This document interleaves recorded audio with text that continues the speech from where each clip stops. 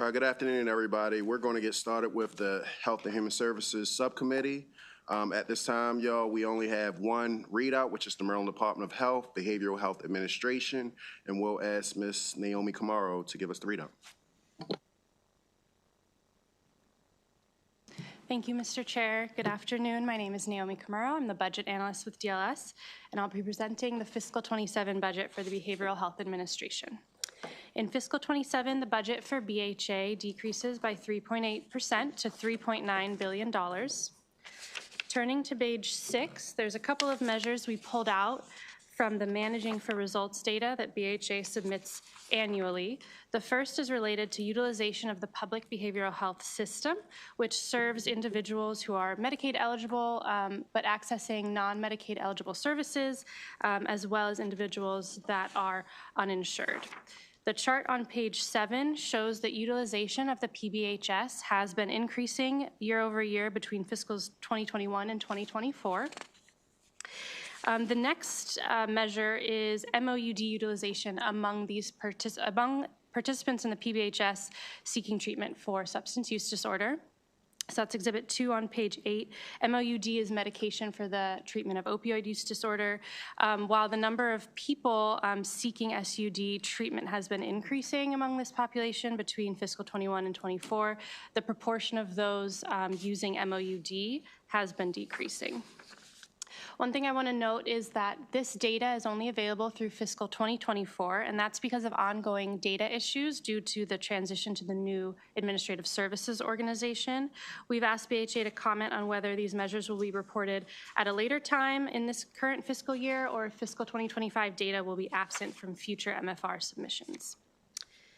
On page 9, we've briefly described spending on MOUD in correctional facilities. So the chart shows the amount of funding that has gone to each jurisdiction for MOUD in correctional facilities there. Most of the funding is coming from the Behavioral Health Administration, but there is some funding from the Opioid Restitution Fund authorized by the BRFA last year. On page 10, there's a discussion of fiscal 2025 budget. At closeout of fiscal 2025, BHA canceled $6.1 million in reimbursable funds for school-based behavioral health services because no providers had submitted claims for the service. The fiscal 2027 allowance includes $9.2 million in reimbursable funds for school-based behavioral health services. These reimbursable funds are available through the Behavioral Health Community Services Program. We've asked BHA to clarify the source of these funds in the Community Services Program and why they are budgeted in this way instead of directly in the Behavioral Health Medicaid program where they'll be used. And we've also asked MDH to discuss any efforts to enroll providers for the school-based behavioral health services. The next page describes the fiscal 2026 budget. So first, the fiscal 2026 budget included $3 million in legislative adds to address pediatric hospital overstays, which BHA used to support the Brook Lane Hospital Overstay Stabilization Program. In addition, the fiscal 26 budget also restricted a separate $3 million to address pediatric hospital overstays, which the department used to staff additional beds at the John L. Gildner RICA facility. In fiscal 27, those dollars are budgeted in the JLG RICA budget. The fiscal 26 budget also restricted $500,000 to procure drug detection products for students at colleges and universities. We've asked BHA to clarify if there's ongoing funding for the restricted purpose for drug detection products, as well as for the funding for Brook Lane Hospital in fiscal 27. Moving now to fiscal 27 budget, starting on page 12, we discuss how these funds are being used.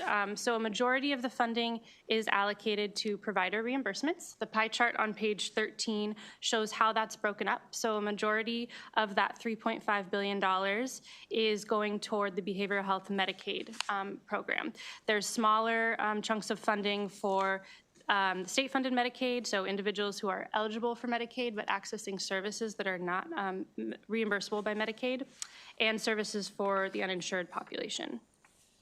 Excluding provider reimbursements, the budget contains about $421 million, And the purpose of those funds are summarized on pages 13 and 14. So the pie chart shows that the largest share of this funding is allocated to LBHAs and CSAs, the local entities managing behavioral health services in each jurisdiction. There's nearly $54 million for behavioral health investments, which I'll discuss a little later. And then there's about $25.5 million for the 988 crisis line. Pages 14 through 16 summarize the major changes in the budget between the current fiscal year and fiscal 2027. So again, the total budget is decreasing by a little under 4%.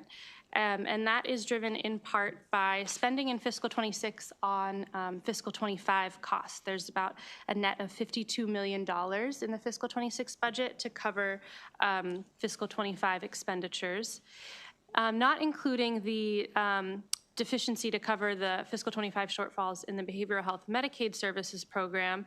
There is about $53.5 million less in spending for fiscal 27 services in Medicaid compared to fiscal 26. The next page summarizes the Budget Reconciliation and Financing Act as it pertains to BHA. So there's three provisions in the proposed BRFA this year that affect BHA. The first would authorize the transfer of excess special funds from the State Board of Professional Counselors and Therapists to BHA, and there's a contingent reduction in the budget of $500,000 in general funds contingent on this provision passing. The second provision relates to CCBHCs, Certified Community Behavioral Health Clinics. So under current law, the department is required to apply for the CCBHC demonstration grant in fiscal 27. This provision would authorize rather than require the department to apply for the grant, and it would also move the application date from fiscal 27 to fiscal 29. The third provision relates to the Assisted Outpatient Treatment Program, or AOT. So this is required to be established in each jurisdiction by July 1st of this year. For any jurisdiction that opts not to establish their own program, the Department of Health needs to establish it on their behalf. Because no jurisdictions have opted to establish their own program, the Department of Health is taking a statewide approach to implementation over 3 different phases. I'll talk more about AOT in a couple minutes, but this provision would establish a cost-sharing model between the state and the local entities so that in fiscal 2028, the locals would have to reimburse the Department of Health 25% of program costs. In fiscal 29, they would have to reimburse 50% of program costs and so on, so that they are reimbursing the full cost of the program by fiscal 31. However, under current law, the program is no longer required after fiscal 2030, so we've asked MDH to comment on why the cost share was designed this way if the program terminates before the payment plan is completed. The next few pages talk about behavioral health provider reimbursements. So as I said earlier, a majority of the BHA budget goes to provider reimbursements for behavioral health services. Most of those are budgeted in the Behavioral Health Medicaid program. Each year, DLS conducts a forecast to determine if the amount in the budget is sufficient to meet projected need for behavioral health services in the state. In fiscal 26, we are projecting about $125 million deficit, looking at the fiscal 26 working appropriation. And then looking at the fiscal 27 allowance, we are projecting about $175 million deficit. So a chart on page 18 shows those differences. And there's a few different reasons that might explain this discrepancy. One thing I want to note is that because of the ongoing data cleanup that's taking place resulting from the transition to the new ASO, some of the data, there's a lot of uncertainty around the data that we have access to. But I think there also appears to be some differences in how we are projecting utilization. The chart on page 19 shows some services that we have noticed have seen significant growth in recent years. So between fiscals 2023 and 2026, we show the average utilization rate across all eligibility groups. The 26 numbers are based on actual data through January 31st of this year, and then we've also included our projection for the full year of 2026. The chart on page 21 shows utilization in these same 5 services, looking at fiscal 26 and fiscal 27, the utilization assumptions that were used for the budget, and then the utilization assumptions that are used in the DLS forecast. So the DLS forecast is largely much closer aligned with the fiscal 26 actual data as of January 31st. And part of this is a timing issue. So of course, the data that we have access to is available after the submission of the budget. And recent months of data from fiscal 26 have shown much higher utilization than anticipated. Another issue that we learned about recently is that there's been ongoing reconciliation between providers and the ASO through about December, we believe, of 2025 that could be impacting impacting the budget as introduced and the assumptions used to develop the budget, which were, again, discovered after the submission of the budget. The next couple of pages talk about the projections for the non-Medicaid provider reimbursement program. So the chart on page 22 shows that DLS is projecting very small surpluses in both of those programs in fiscals 26 and 27. However, again, there's a lot of uncertainty around the data, particularly for these 2 programs. We don't have the same service level utilization data that we get for the Medicaid program, and so the forecast is a bit shaky.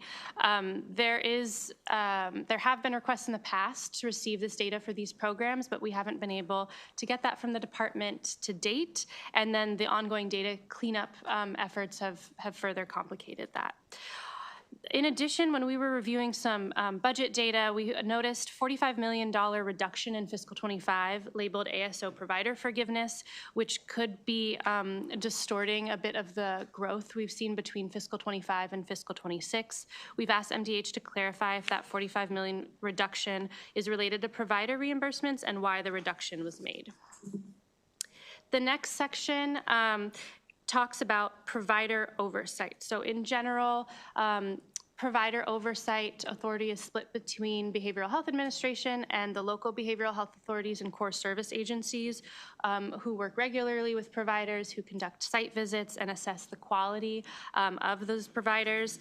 But the local entities do not have the authority to compel providers to take any corrective action based on their findings. So the locals must submit their findings to the Behavioral Health Administration. We've asked BHA to comment on whether or not it has designated staff working with these local entities to investigate and act upon complaint findings. The next part of this discussion talks about regulations related to community-based behavioral health services.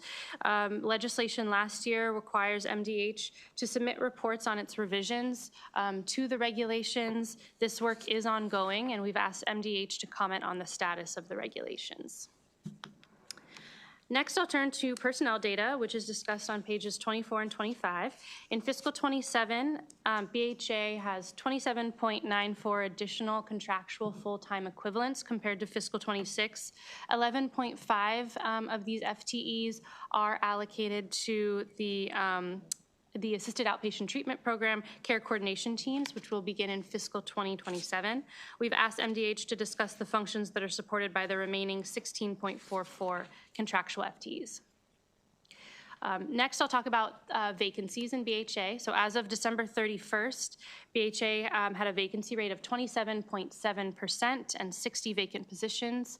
Since then, MDH has alerted us that they have filled 7 of those positions, making their vacancy rate now 24.5%.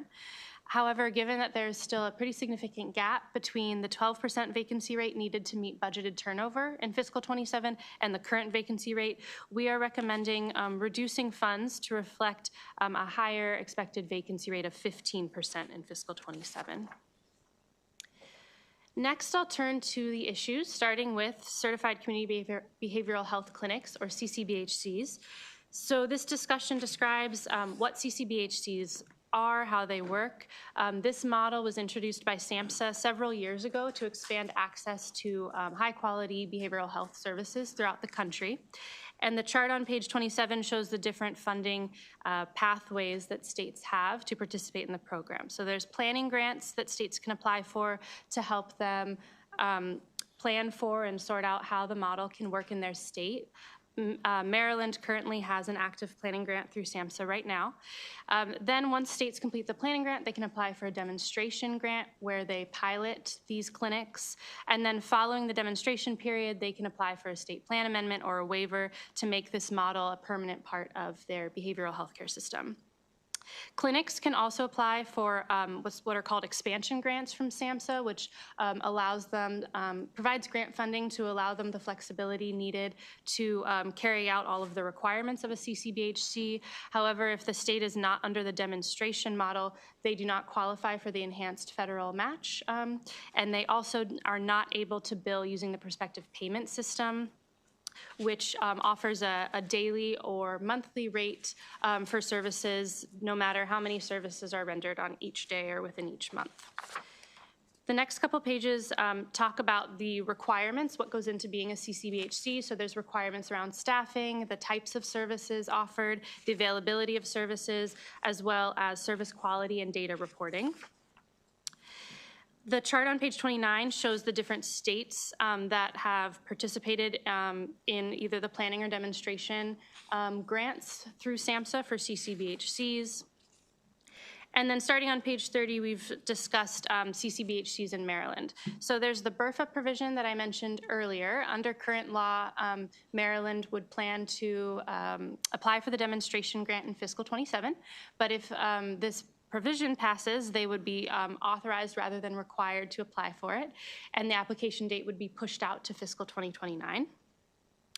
There are currently 5 clinics serving as CCBHCs in Maryland. They each have received funding from SAMHSA to carry out this work. 4 of these 5 clinics have grants that are expiring in September of 2026. Assuming that the Maryland Department of Health applies for the demonstration in fiscal 27, it's likely that that will not begin until January 1st of 2027, leaving a bit of a gap in funding between the end of these grants and when the demonstration begins. And so we've asked MDH to comment on its work with clinics to determine a solution to provide gap funding if necessary. In fiscal 27, there's $4.6 million budgeted in the dedicated purpose account to implement the CCBHC model at 2 clinics starting January of 2027. The next section talks about the CCBHC stakeholder work group, which the Department of Health has been managing over the past year or so to start planning for the demonstration. And the chart on page 31 shows how the funding from that planning grant from SAMHSA has been used and is planned to be used throughout the end of the grant of December 31st of this year. Turning now to future costs, on page 32, we have a chart that includes data from states that have participated in the demonstration as they've reported this data to HHS, and this has the cost to implement CCBHCs in each of these states. The top line for Maryland is based on the estimates provided by the Department of Health, again, to implement this model in 2 clinics in the state. The rest of the discussion on CCBHCs talk about the outcomes and findings from other states. So states need to report certain data points to the federal government as they're participating in the demonstration. And some states have also procured their own evaluation of the program in their states. In general, it's a bit hard to generalize, rather, in terms of looking at the impact of the CCBHC model in other states, just because the geography and population of each state is very different. However, I will say that some states have found that there have been cost savings related to reduced emergency department visits and hospitalizations. Many states said that there are pretty significant startup costs to establish CCBHCs at first. And then across the board, pretty uniformly in every state, they've seen quite a significant increase in utilization of behavioral health services and quite a significant increase in access to behavioral health services among individuals who may not have had access prior. Next, I'll move to the second issue in the analysis, which is the AOT program, Assisted Outpatient Treatment Program. So this is a program for individuals with serious mental illness who are court-ordered to seek treatment. They are assigned a care coordination team who develop an outpatient treatment plan for them. And like I said earlier, Maryland is required to have an AOT program in each jurisdiction in fiscal 2027.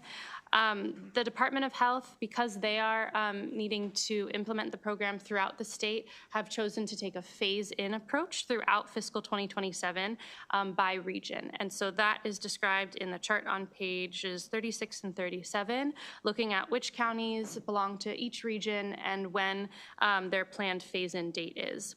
We have asked MDH to discuss why it has chosen a phased-in implementation, given the requirement to implement the program throughout the state on or before July 1st of this year. In fiscal 26, the budget included $3 million for the planning and preparation for the AOT program. MDH indicates that of that appropriation, $2 million was used to backfill program deficits. We've asked MDH to clarify what deficits they are projecting and in which program and why they're using AOT funds in this way.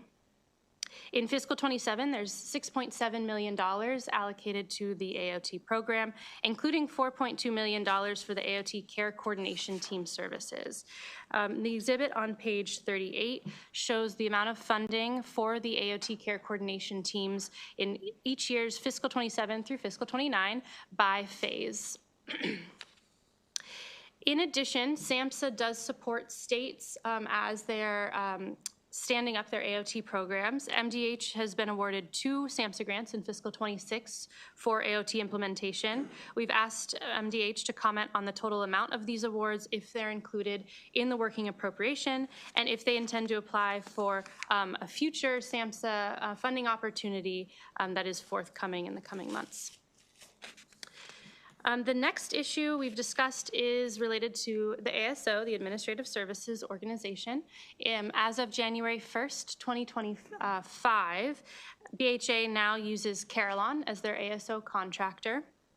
They had to turn in a report in August of last year, just discussing an update on the transition, how things are going with providers and processing claims, and they are reporting some improvement in the time of processing claims. The chart on page 40 shows the number of claims processed in each month of calendar 2025, as well as the number of days between the submission of claims and adjudication of the claims. So after spiking in February, 1 month after the launch, the amount of time between providers submitting claims and then receiving a decision on if their claim was approved or denied has been steadily decreasing. The next part of this discussion relates to the data transfer issues. So again, in the transfer between Optum and Carillon, there have been issues with the data that is being imported into the Carillon system, which is complicated reporting.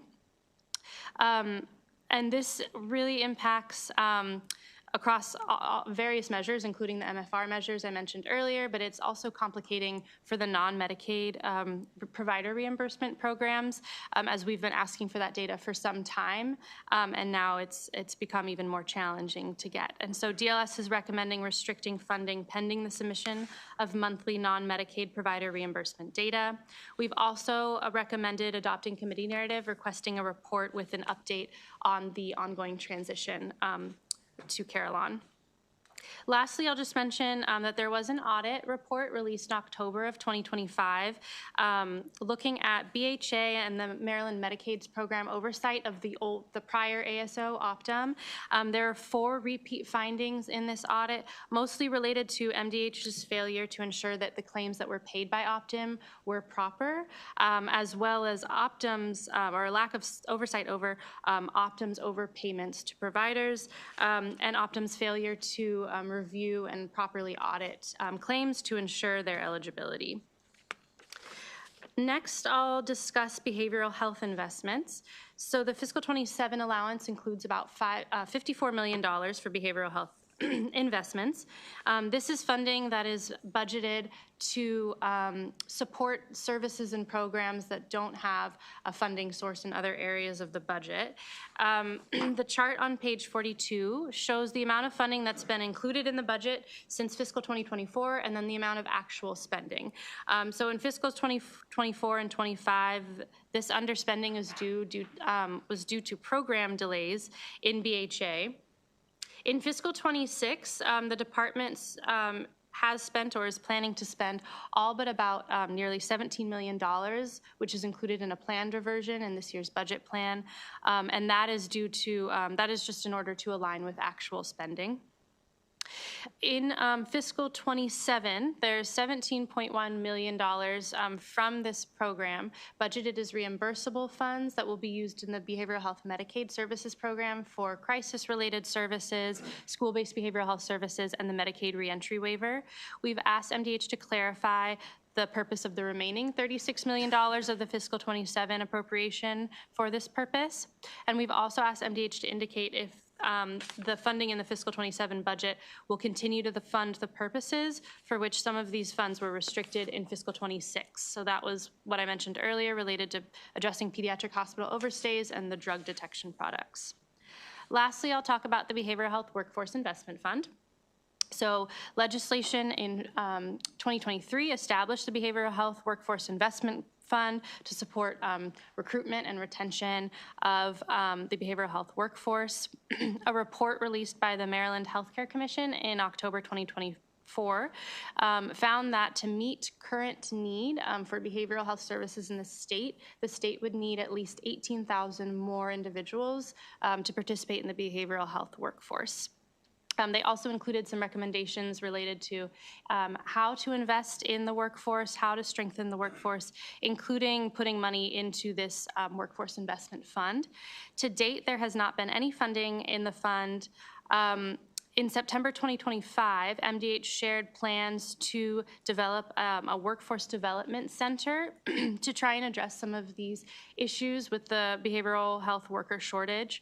We've asked MDH to provide an updated timeline for the center and indicate if there are any plans to invest money in the workforce investment fund in the future. I won't go over it too much, but in the update section of this analysis is a brief update on the 988 Trust Fund and Crisis Line. And then there's the standard appendices at the end as well. And I'll just quickly go over the DLS recommendations and then wrap up my presentation. So first, there's a recommendation to reduce funding to reflect a slightly higher expected vacancy rate in fiscal 2027. There's 4 pieces of annual language that restrict funding to the 3 BHA programs and 1 provider reimbursement program in Medicaid. There's language restricted, there's a recommendation to restrict funding pending corrective action from MDH related to the repeat audit findings, looking at the ASO that I discussed earlier.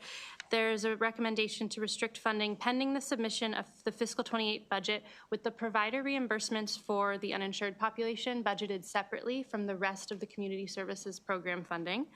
There's a recommendation to restrict funding pending the submission of the non-Medicaid provider reimbursement data. There's a recommendation to restrict funding pending the submission of a report that was requested last year on the timeliness of grant payments to local core service agencies. And then lastly, there's 2 recommendations to adopt committee narrative, requesting a report on the transition to the new ASO and a report asking about reimbursable spending and reporting in the behavioral health Medicaid program. And that concludes my presentation, and I'd be happy to take any questions. Thank you, Ms. Camaro. And seeing no questions at this time, I'd like to bring up the agency. Madam Secretary.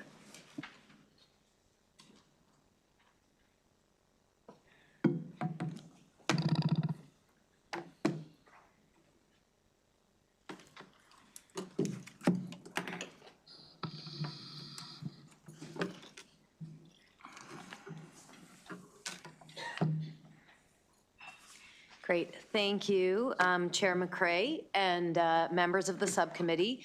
For the record, I am Dr. Meena Seshmani, Secretary of Health for the state of Maryland. The department thanks the governor, the Department of Budget and Management, and the budget committees for their support.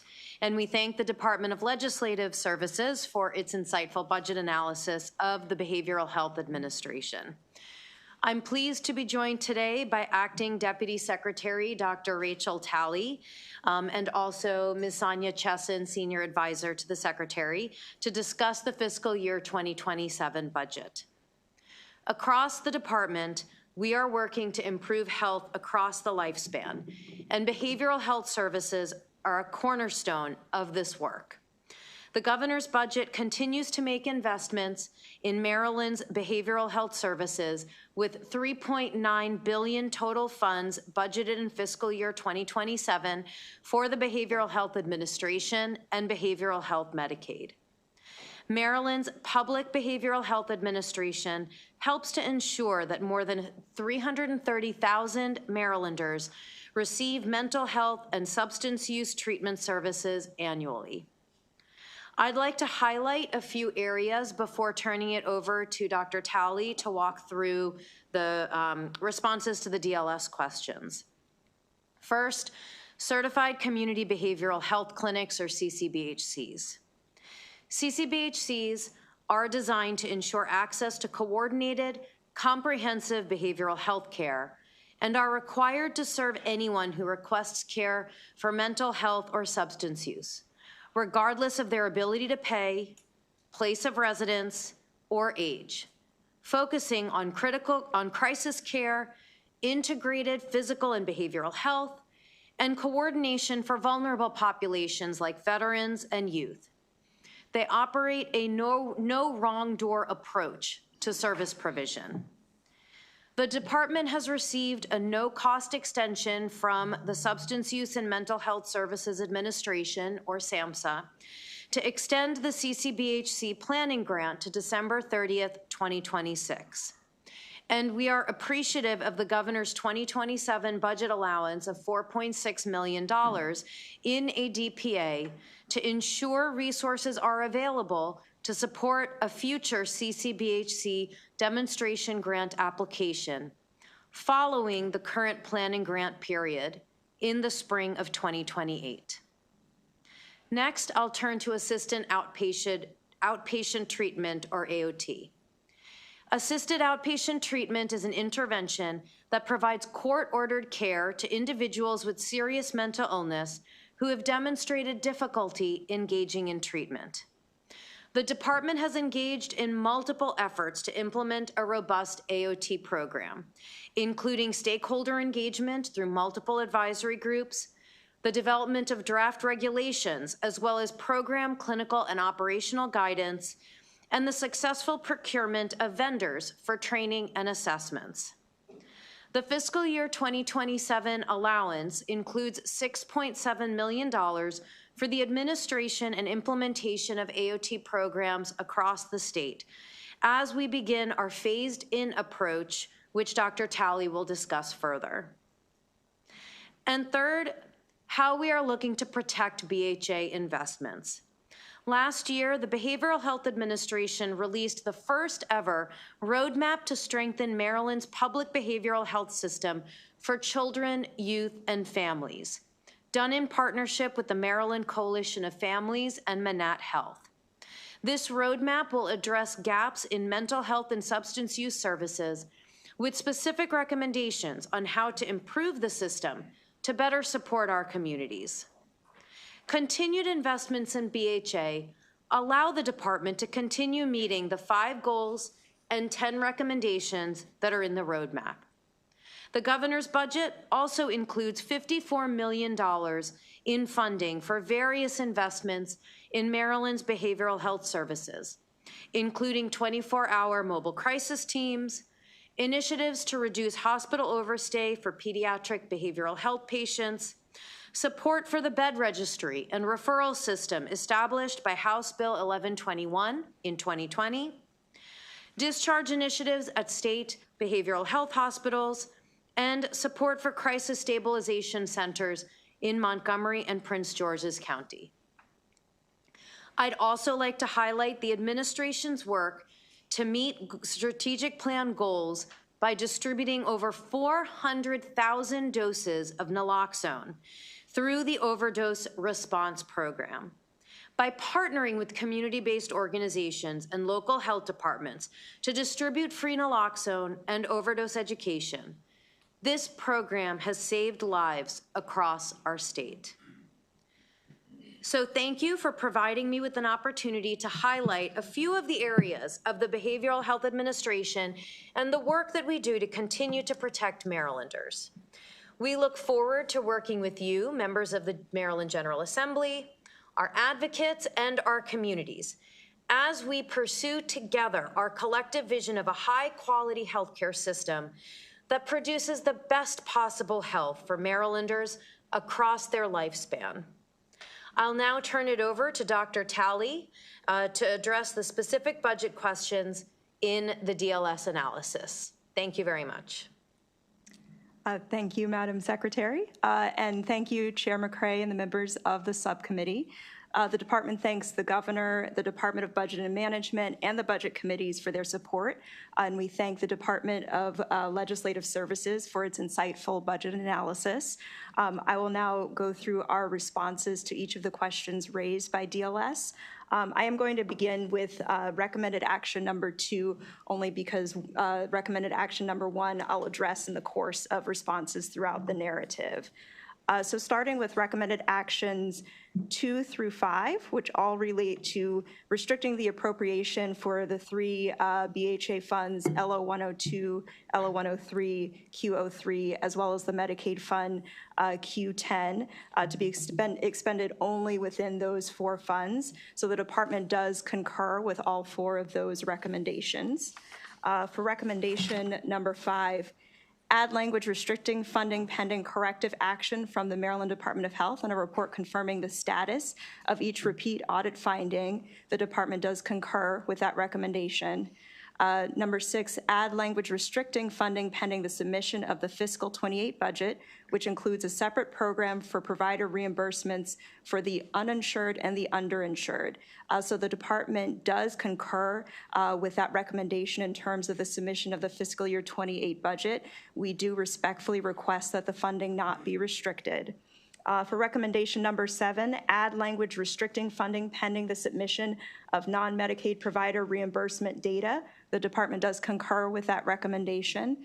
Recommendation number 8, add language restricting funding pending the submission of a report on the timeliness of grant payments to local nonprofit core services agencies. So the department does support this recommendation. MDH does respectfully request reconsideration of the deadline associated with the requirement. To better enable BHA to produce accurate reports, we do respectfully request that the deadline be to the previous year's deadline of January 2027, as the proposed deadline falls during particularly busy periods that will challenge our ability to produce accurate and timely reports. To recommendation number 9, adopting a committee narrative requesting a report on the Administrative Services Organization transition. The department concurs with that recommendation. Recommendation 10, the recommendation to adopt a committee narrative requesting a report on reimbursable fund spending and reporting in the Behavioral Health Medicaid program. The department does support this recommendation, but MDH does respectfully request reconsideration of the deadline associated with this requirement. Specifically to better enable BHA to produce accurate reports, we request that the deadline be extended by 1 month to August 31st, 2026, as the proposed deadline falls during a particularly busy period that will challenge our ability to produce accurate and timely reports.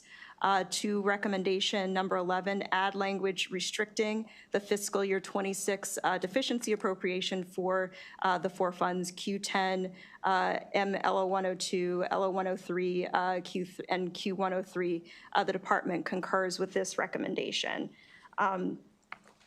In terms of going into the recommendations in the course of the narrative, so first, the request that BHA should comment on whether the medication treatment of opioid use disorder measures will be reported at a later time in fiscal year 26, or if data for fiscal year 25 will be absent for future managing for results submissions. So all data from the ASO transition period will be available after mapping and vetting processes are complete. MDH will work with DBM to update the fiscal year 27 MFR to reflect the vetted data, and future MFR submissions will include the data. And MDH is working closely with Carillon to fully vet and create data reports with recent data, and expects that the data reports will be ready for MDH data analysis by the end of March. And at this time, we can share that the MOUD percentage for the first half of fiscal year 2025, based on claims paid through December 31st, 2024, is 26.4%. So this represents only those MOUD services rendered and paid before the Carillon transition. And this is an outcome measure that is updated monthly. And so as data related to these finalized claims are captured from ASO payments, this indicator will be updated. Next, the request that BHA should clarify the source of available funds for school-based behavioral health services in the Community Services Program and why these funds are budgeted in this way instead of directly in the Medicaid program. So the school-based behavioral services are budgeted in the sub-program in the Behavioral Health Investment Fund. And so as service provision for this newer service ramps up, MDH is seeking that budget flexibility to support our behavioral health investments, some of which also have variable spending during implementation periods. And so once the school-based behavioral services reach a steady state, we'll explore a realignment of the general fund budget from BHA to behavioral health Medicaid.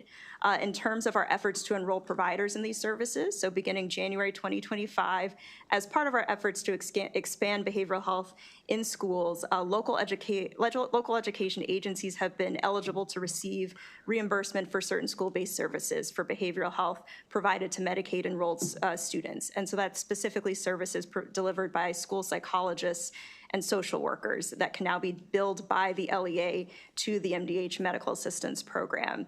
And so as part of a 3-year, $2.5 million CMS grant, MDH added 3 staff members to support this service expansion and enrollment, in addition to a program manager and a health policy analyst. That included a dedicated resource who was added to the enrollment team to support enrolling providers. And so licensed psychologists, school psychologists did begin enrolling effective January 1st, 2025, and there are 582 providers enrolled to date. We also issued a joint transmittal in partnership with the superintendent of the Maryland State Department of Education to announce the rollout of this program and to encourage providers to enroll. There have been training webinars conducted as well as in-person seminars in 5 regions to cover all of the LEAs throughout the state. And we have had major support from the head of MSDE's school psychologist program as well in this rollout. Next, the request that BHA comment on how much funding is available in fiscal year 27 to support the Brook Lane Hospital Overstay Stabilization Program. So our fiscal year 27 budget does include $3.5 million for the Brook Lane Hospital Overstay Program, and that's in the MS40 Behavioral Health Investments Plan. Next, the request that BHA should clarify if there is ongoing funding for drug detection products included in the fiscal year 27 budget. So yes, the State Opioid Response, or SOAR-4 federal award supports the purchase of drug detection products. This is budgeted in some sub-program MS47 in the amount of $167,279. Next, MDH was asked to clarify if there's any other funding in the fiscal year 27 budget that supports the Baltimore City Capitation Project. So the fiscal year 27 budget allocates about $4.8 million in general funds and $3.9 in federal matching funds for Baltimore City capitation. And so these items were assigned to CSA contracts in the budget system detail. And so we will work with DBM to update the contract name to reflect that funding is for Baltimore City capitation. Next, MDH should discuss why a cost share is established for a year after the AOT program terminates in statute. This is in regards to the BRFA language. So the BRFA language specifies cost sharing based on the state's share of associated costs for the AOT program. And so if the AOT program was no longer operational as of 2031, there would not be a state cost to share. Next, MDH was asked to clarify if the $45 million reduction in fiscal year '25, this was the reduction that was labeled as ASO provider forgiveness, if this was related to provider reimbursements and why that reduction was made. So yes, that item was mislabeled and was indeed related to provider reimbursements. So that reduction in our community services was to realign for provider reimbursements, and so moving those that funding into the Q10 Behavioral Health Medicaid Fund. Next, BHA should comment on whether or not it has designated staff working with LBHAs and CSAs to investigate complaint findings and take appropriate action. So yes, BHA does employ a dedicated complaint coordinator and a critical incidents manager to oversee the review, triage, and dissemination of reports to the appropriate local designated authorities for investigation. And following completion of those investigations, the local authority reports those findings back to those designated BHA staff. And if the results indicate that disciplinary action is necessary, the report is submitted to the Director of Licensing and Compliance, who then works with our Assistant Attorney General to determine the appropriate sanction and also to address provider appeal rights. Next, MDH was asked to comment on the status of the 1063 regulations for community-based behavioral health services. So the department is revising the COMAR 1063 regulations, which detail licensure, staffing, reporting, and other compliance requirements for community-based behavioral health. The department has released 2 drafts of the updated regulations for informal comments, the first in December 2025, and the second, which was updated based on stakeholder feedback in mid-January 2026. Both versions are available on the BHA website, and MDH is holding additional informal stakeholder meetings before releasing draft regulations for formal comment. Next, and this is returning to that first recommendation. Oh, sorry, rather, this is, I apologize, this is still going through the narrative. So next, MDH should discuss the functions supported by the remaining 16.44 new contractual FTEs. And so these are those contractual FTEs outside of the AOT program. So we have included a table detailing the positions, the details for each of those positions. Rather than going through exhaustively, I'll just share that these support a variety of programmatic and clinical support functions across our divisions, as well as data analysis functions.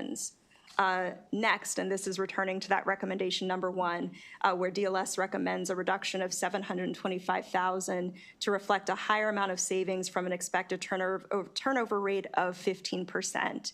So the department does respectfully disagree with DLS's recommendation to reduce BHA's current general fund to account for this perceived merit vacancy savings. First, we'd like to provide some background on the vacancy rate before directly addressing the reduction.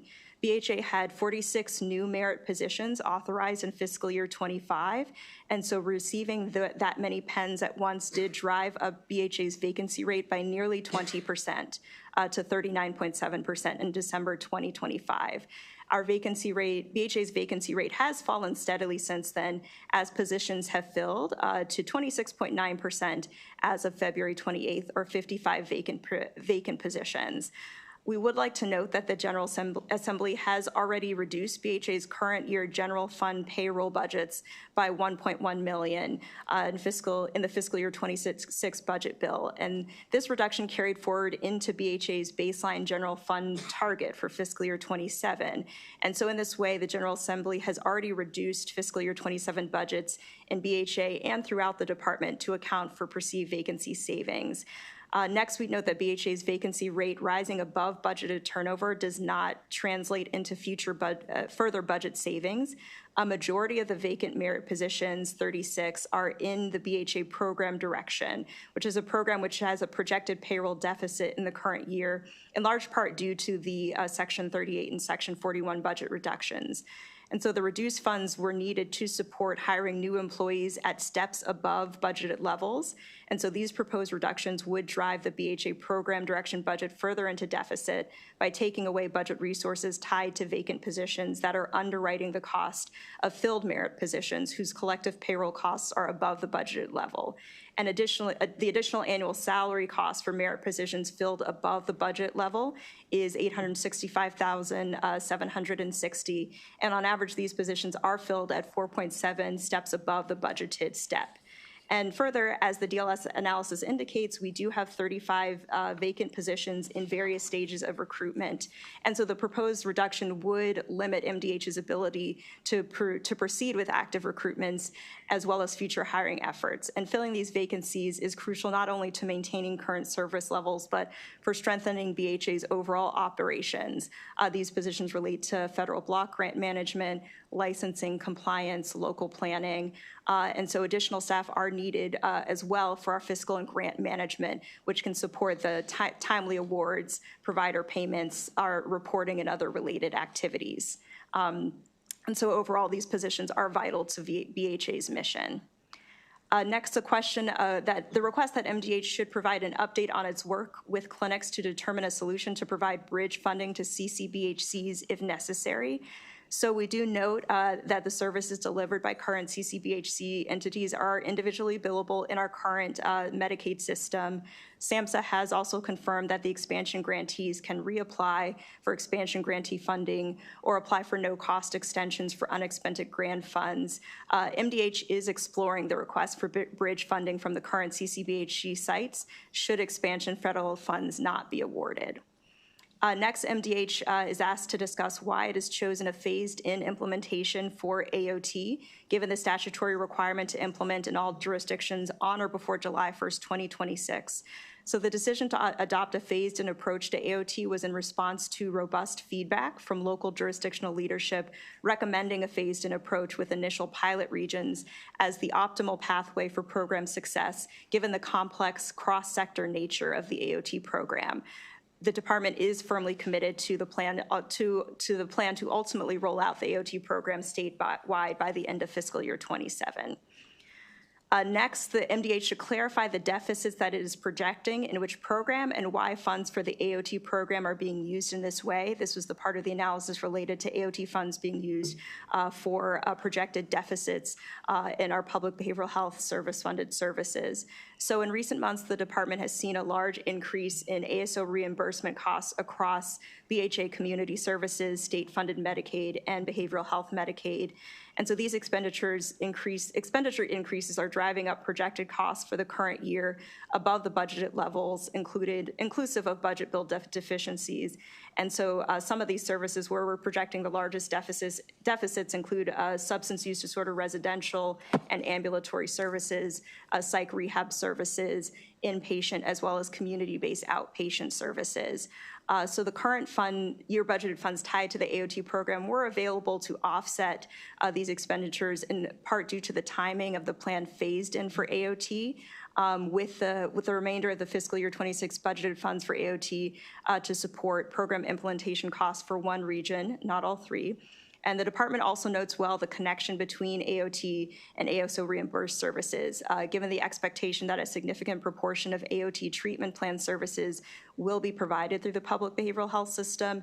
This realignment of current year AOT funding will provide adequate budget support for ASO services that will ultimately be provided to AOT patients. And the department is working with DBM to realign projected budget surplus from Medicaid programs to support behavioral health program budgets. Next, MDH was asked to specify how the care coordination team services for AOT will be divided across the region.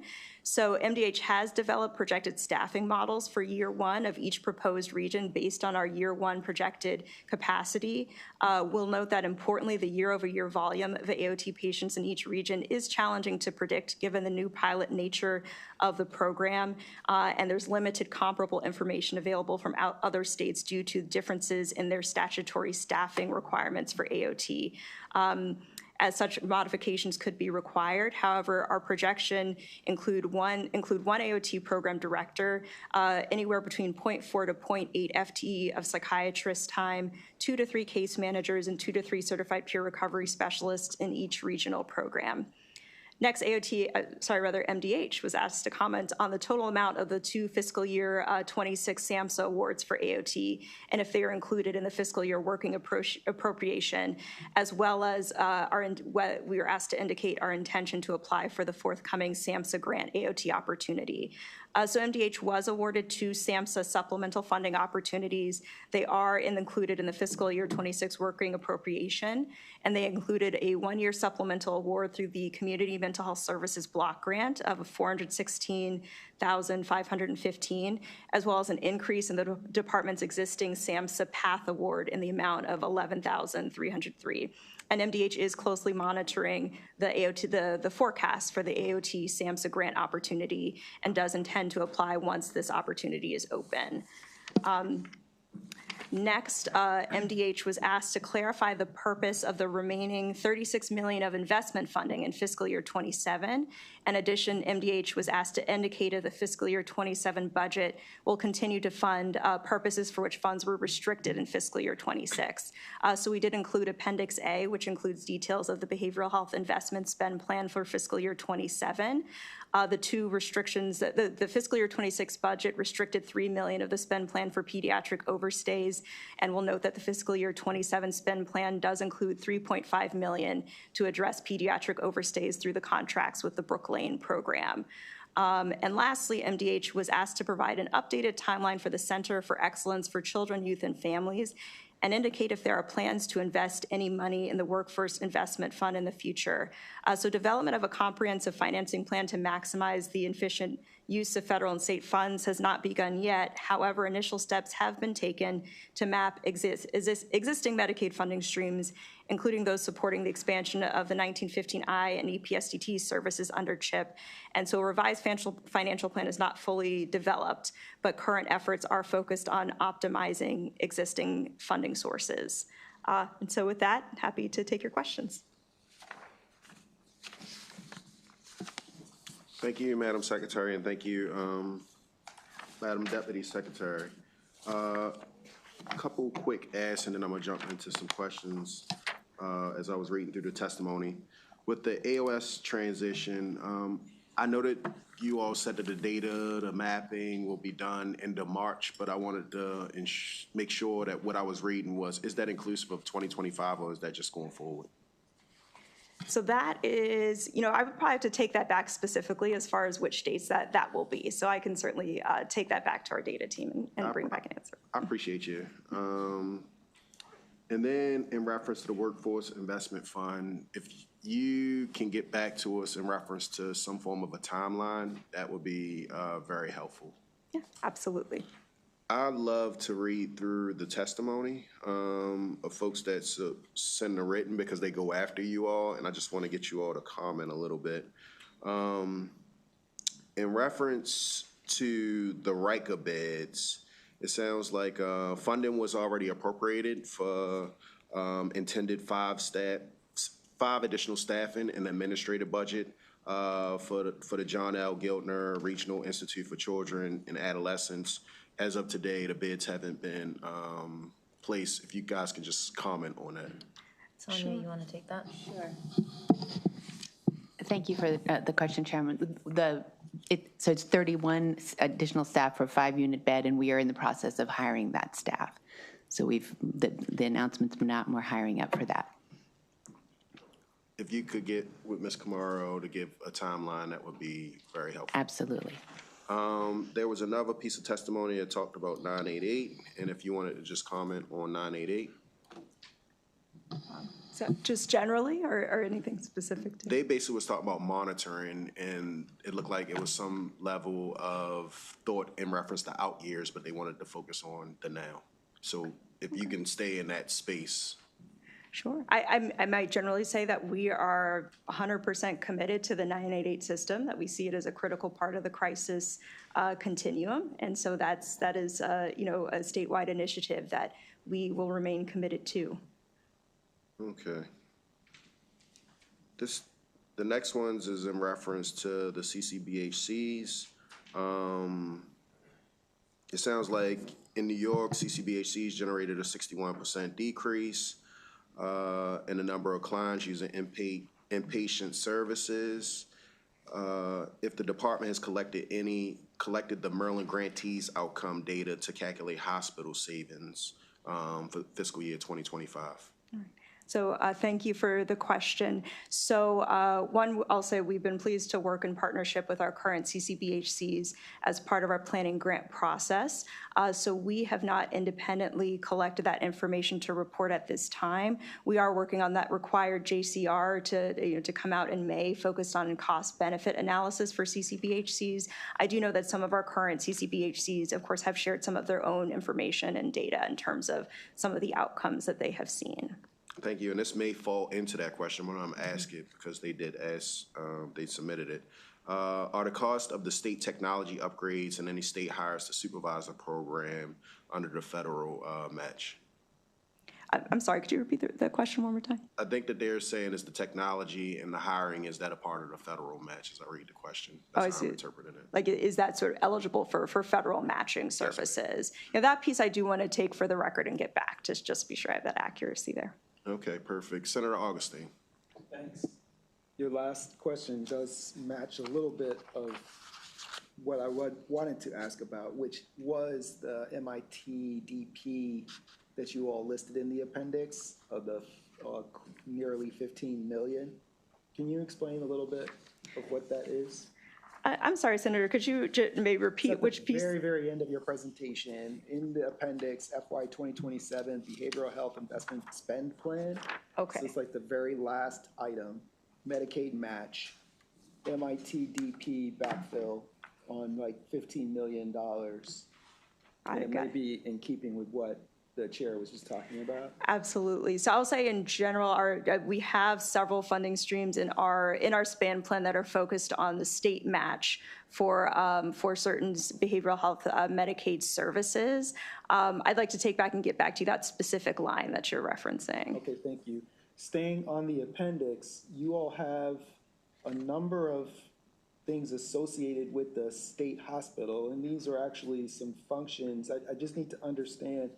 They are how they could potentially fall in two different budget areas, like which are, for example, like forensic evaluators and stuff like that that may or may not fall under BHA.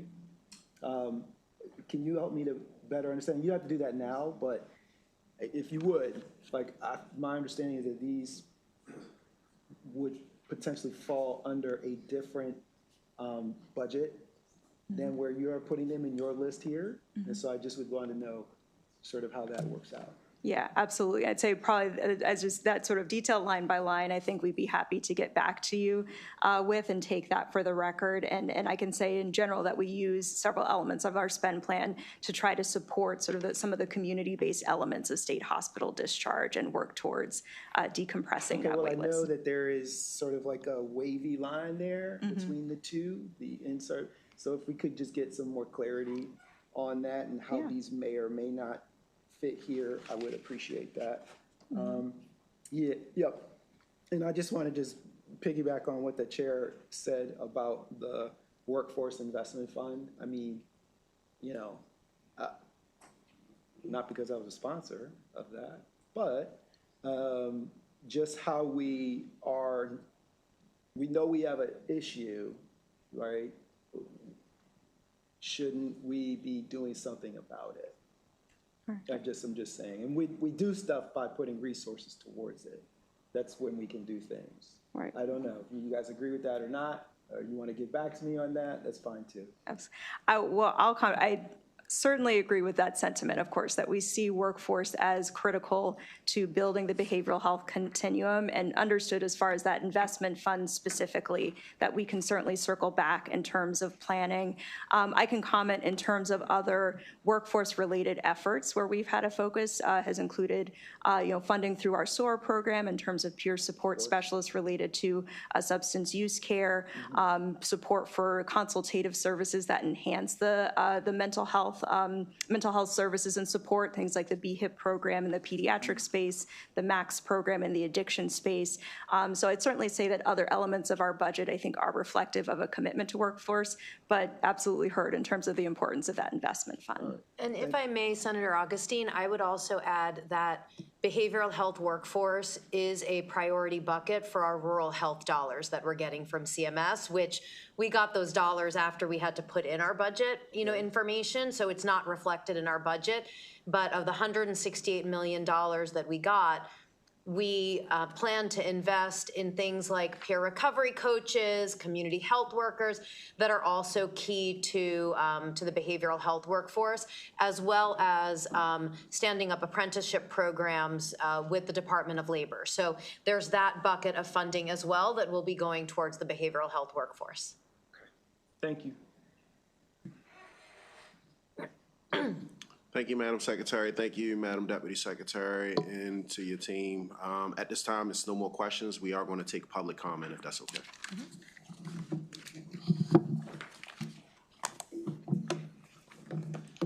Colleagues, at this time, we're going to call up Ms. Rosemary Quinn, Ann Geddes, Adrian Bridenstine, Megan O'Brien, and Carrie Cho.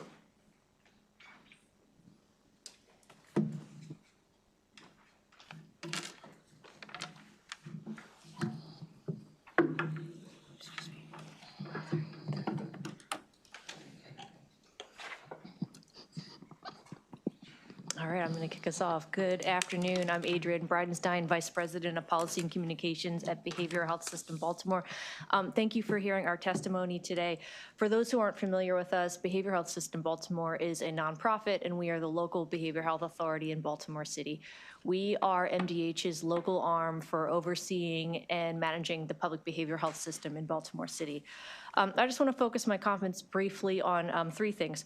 First, I want to just mention that we are in support of MDH's approach to having a phased-in approach for the assisted outpatient treatment program. We and many other partners have been working with them over the past year to identify a way to approach this in terms of planning and figuring out budget. Baltimore City is one of the 3 jurisdictions that will start with the phase-in, and we think this is a good way to figure out how the program will work and also what the overall statewide costs would be to implement it.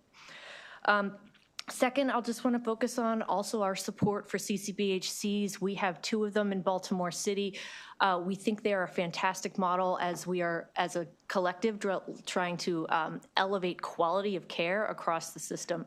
CCBHCs, because of their integrated care model, the data collection, and the outcomes they are expected to report, in addition to the prospective payment model, are a higher quality type of program, and we'd love to see more of those develop and grow across the system over time, so full support of those. And then the last thing I'll just add, and you'll hear more from my colleagues about this too, is addressing workforce.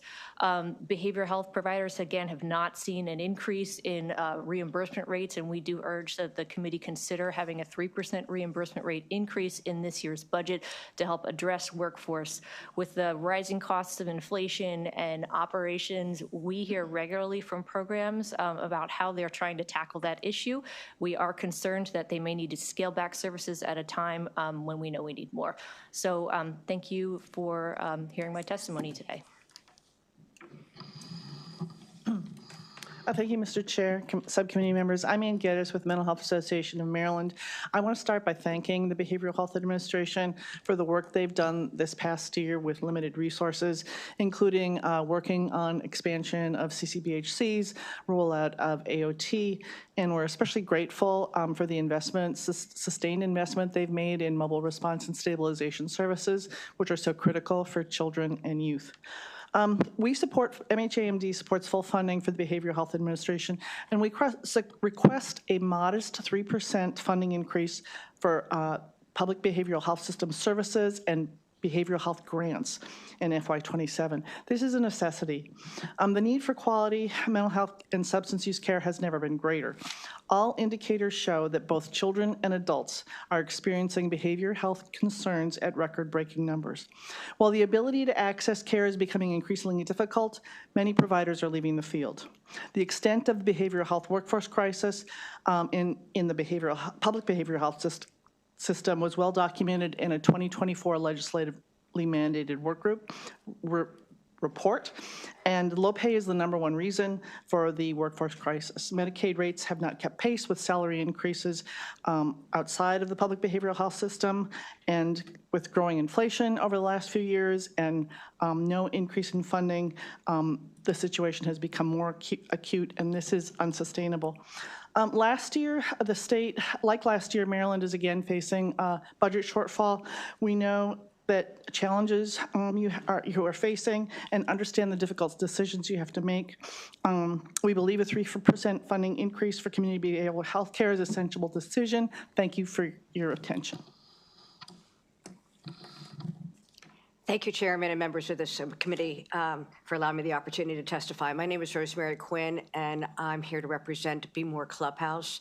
I'm a volunteer as well as chair of our board of directors.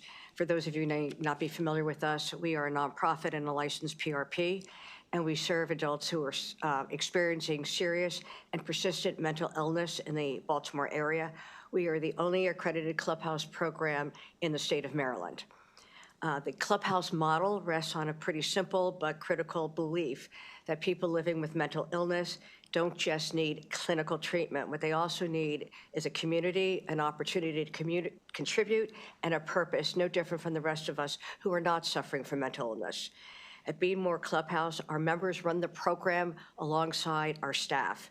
They pursue jobs, education, and safe and affordable housing together.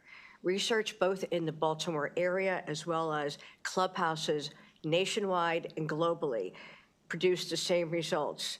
Our members experience fewer hospitalizations, lower public costs, better employment outcomes, and just as important, significant increased quality of life. Our organization is very much in support of the BHA budget for the upcoming fiscal year. We've been very grateful for their support of not only Be More Clubhouse, but all community-based behavioral health programs. But as commitment grows, we urge this committee and others to ensure that reimbursement rates, at a very minimum, keep pace with inflation. Stagnant rates erode the ability of providers like us to maintain quality staffing and services, and therefore to serve the people who need us most. We also hope that the BHA will include the clubhouse model in its upcoming rate study. A thoughtful, data-driven review of reimbursement for clubhouse services in the state of Maryland is long overdue, and we firmly believe that such a study will affirm the value and the cost effectiveness of a program like ours. Thank you again for providing the opportunity. I give my thanks to Behavioral Health Administration and other providers here at the table with me for the work that we do to provide support to a very needy community. Thank you. Thank you, Chair McCray and members of the subcommittee. I'm not Megan O'Brien. I'm substituting for her today. My name is Alyssa Sanders, and I'm the Director of Advocacy of EveryMind. We're a nonprofit that's providing mental health services, education, and support throughout Maryland for over 70 years. We support BHA's budget. I support also what all of our colleagues are talking about today, and I just wanted to talk a little bit about school-based mental health. You know, in schools across Maryland, our clinicians, our case managers, and mentors are often the first safe adult a young person feels comfortable opening up to. They help students to manage anxiety, process trauma, resolve conflict without violence, and stay in class instead of being suspended. Right now, in 13 consortium-funded schools, EveryMind staff are embedded partners in those schools and act as consistent, trusted adults who can change the trajectory of young lives. When we invest in school-based mental health, we reduce costly downstream impacts, talking about the budget, right? Emergency room visits, psychiatric hospitalizations, juvenile justice involvement, chronic absenteeism, and long-term academic failure. These systems are far more expensive than prevention, and early intervention saves the state money by preventing crises that require far more intensive and costly responses later. Last year alone, we know that the consortium programs, that they've reached 137,000 students in nearly 90% of Maryland schools. So it's really important that we continue to fund these sorts of programs. Otherwise, services will contract, waiting lists will grow, and needs will escalate, ultimately increasing costs elsewhere in the system. This is a moment to protect both our children and our long-term fiscal health. Thank you for your time and leadership.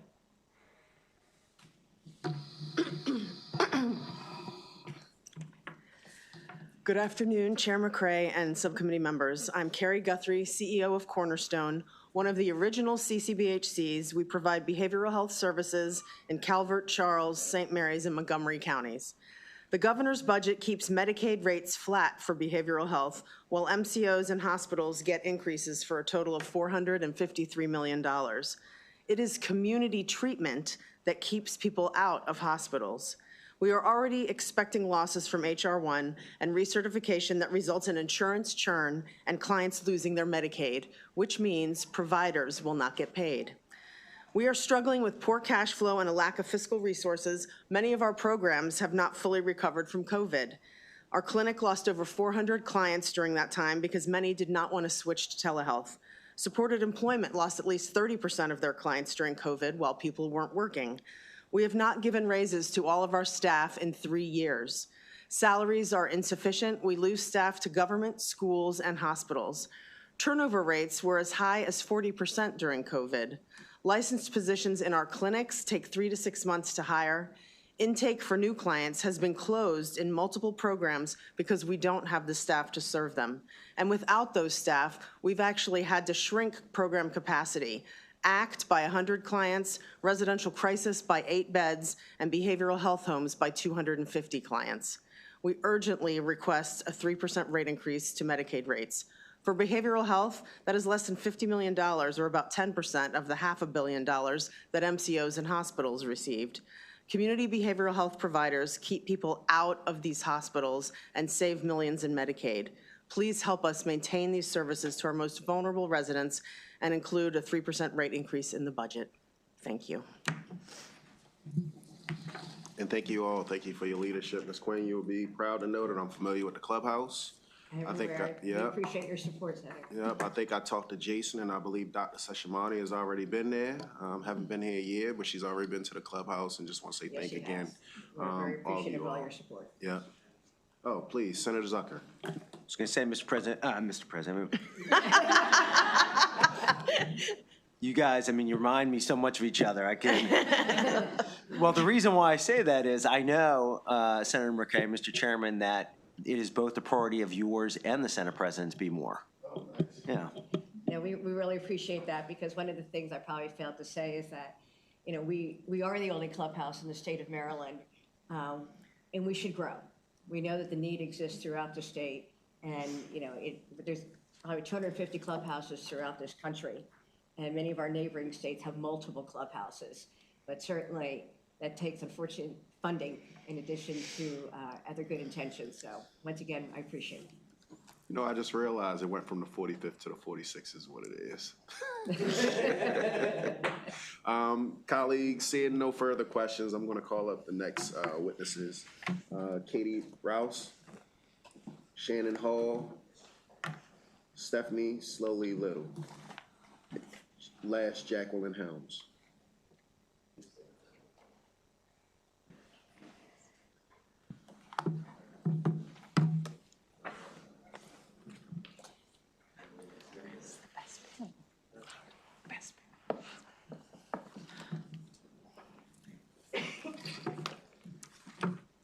Good afternoon, Chair McCray, committee members, administrative leaders, and fellow advocates. Thank you so much for the opportunity to be here and share with you today. I'm Katie Rouse with Honor of Maryland, representing a statewide network of over 20 peer-operated wellness and recovery centers that are funded primarily through BHA grants.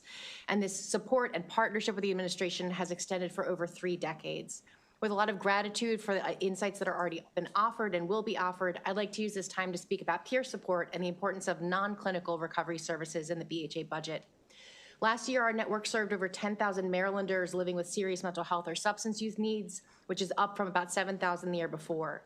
Most of our centers are running on an award of less than $200,000 per year, but might see 20 people a day or 250 unduplicated folks a year. And some centers are much larger, serving hundreds of people over a region. For some comparative context, our costs are equivalent to about $66 per member per month for an unlimited number of visits with no wait lists, no assessments, no referrals, and no insurance cards needed. Nowhere else in our system offers this level of truly affordable, accessible, everyday recovery support that's designed and delivered by and for people with lived experience, although CCBHCs have a similar approach when it comes to clinical services.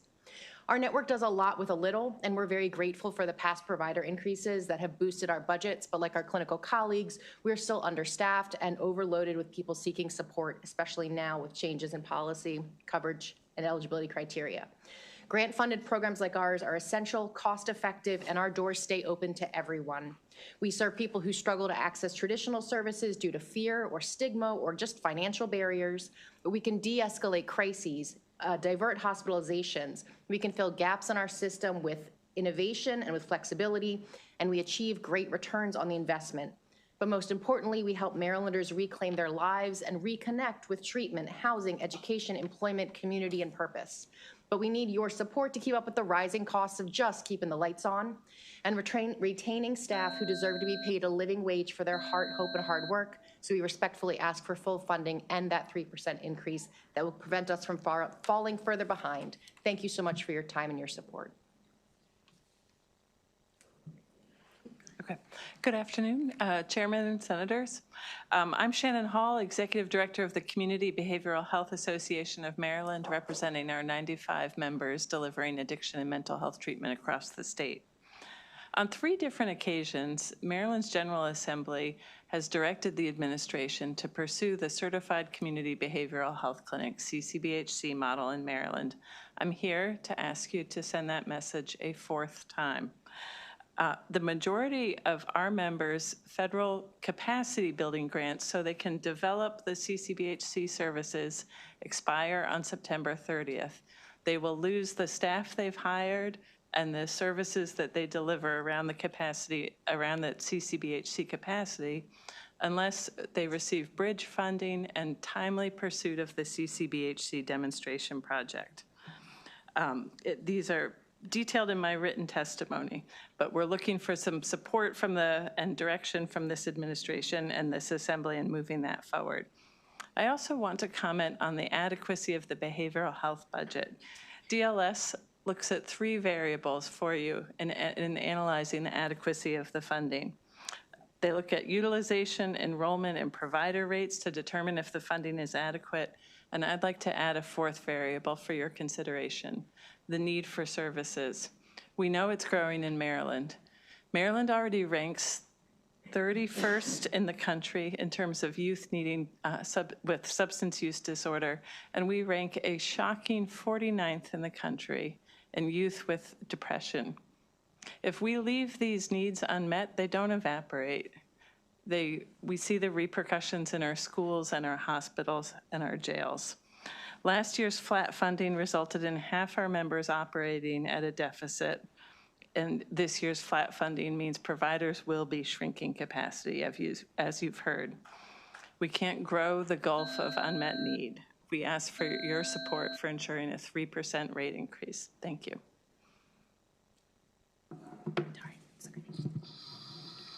Good afternoon, Chair McCray and members of the subcommittee. Thank you for the opportunity to speak today. My name is Jacqueline Helms, and I represent On Our Own of Frederick County, a community-based drop-in, peer-led wellness and recovery center, supported in part by the Maryland BHA.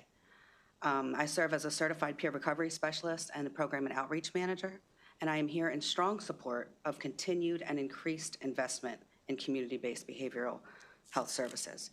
Each day, our doors are open to individuals living with substance use disorders, serious mental health challenges, homelessness, and reentry barriers.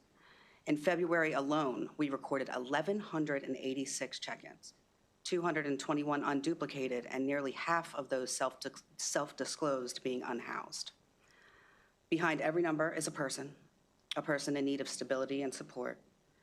We provide what clinical settings cannot always sustain: peer support from individuals with lived experience, transportation to treatment and critical appointments, resource navigation, support groups, daily accountability, and real community connection.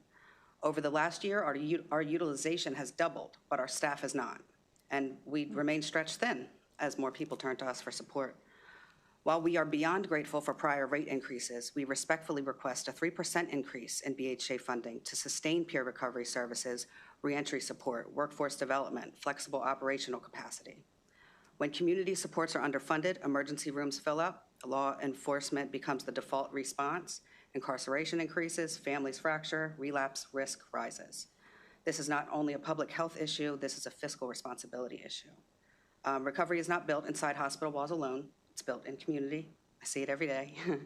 The people we serve are more than their diagnosis and more than the worst days of their lives. They are ready for recovery, they need access, stability, and support at their most vulnerable moments.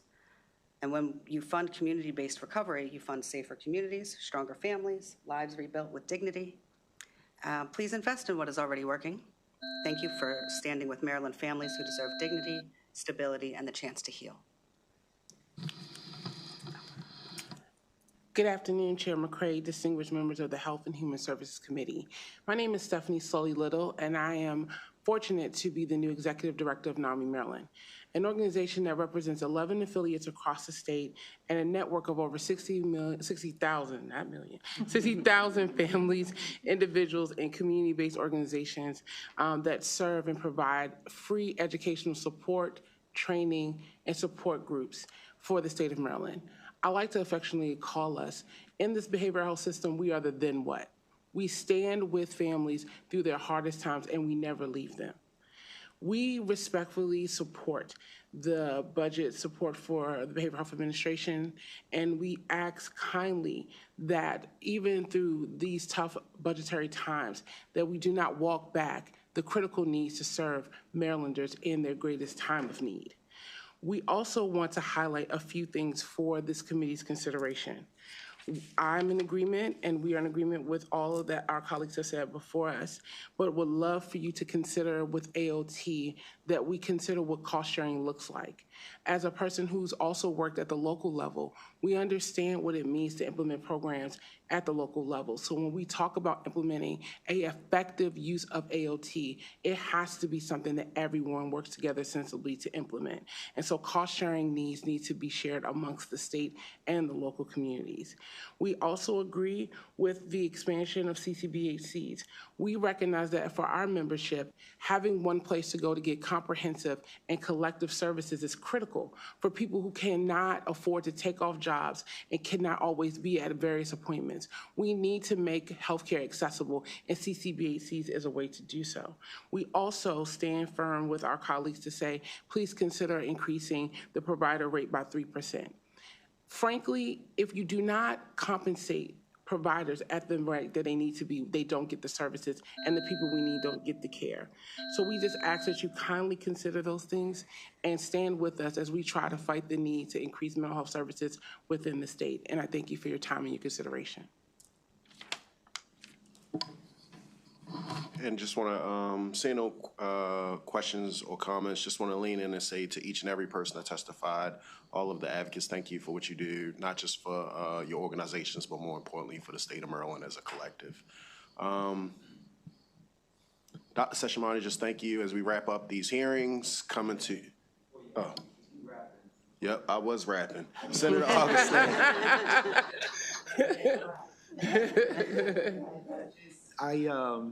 I just want to I work very closely with all of the folks in this room for the last 8 years in great partnership.